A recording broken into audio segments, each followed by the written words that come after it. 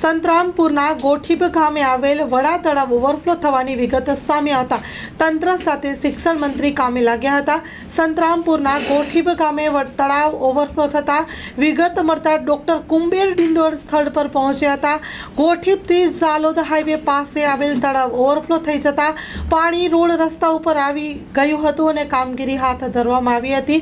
તળાવમાંથી પાણી ઓવરફ્લો થઈ ખેતરો તેમજ ગામમાં ઘૂસે તે પહેલા જ વહીવટી તંત્ર સાથે શિક્ષણ મંત્રી પણ કામ કરવા લાગી ગયા હતા।